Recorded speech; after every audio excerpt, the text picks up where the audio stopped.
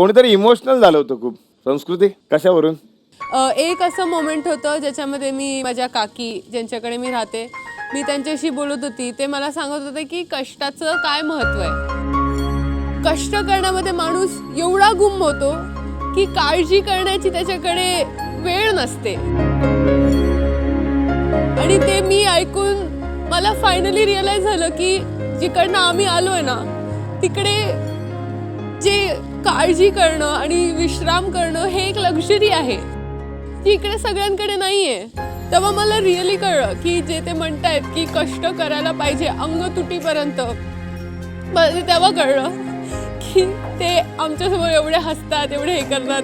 माझं नख तुटलेलं ते मला सांगतात की तू कर, आराम कर जरा, आमचे पण तुटतात आम्ही पण ते मला सांगतात की तुझं नख तुटल्यानंतर तू आराम करू शकतेस. आमचं नख तुटलं का आम्हाला त्याच बोटाने शेणात टाकायला लागतं. तर ते ऐकून मला खूप खूप रिअलायझेशन झालं. मला माझ्या मम्मी, माझ्या पप्पा आणि माझ्या पूर्ण परिवाराची आठवण आली. कारण की त्यांनी मला जेवढं काय आयुष्य दिलंय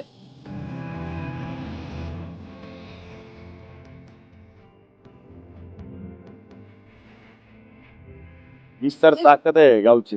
त्यांनी नाही मला एवढं कष्ट बघून दिलंय. पण आता मी बघते तर मला कळतंय की किती हिम्मत लागते या आयुष्यासाठी. आणि ती हिम्मत मला दाखवायची आहे आणि मला हे सगळ्यांना प्रूव्ह करायचंय की अशी जिंदगी ज्याला भेटते ना तो पण खूप नशीबवान आहे.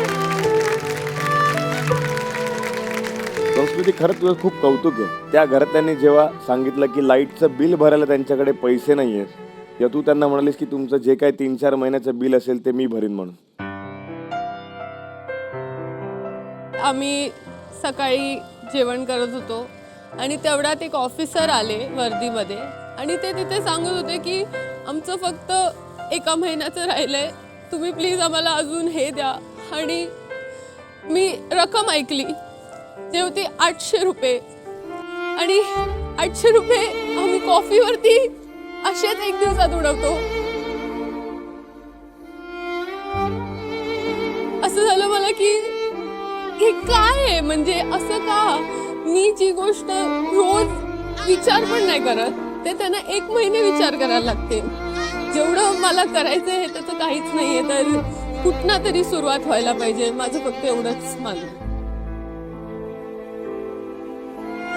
संस्कृती गोष्ट सांगू, खरंच मनाने तू खूप चांगली आहेस आणि आज तुझा आम्हाला अभिमान वाटतो.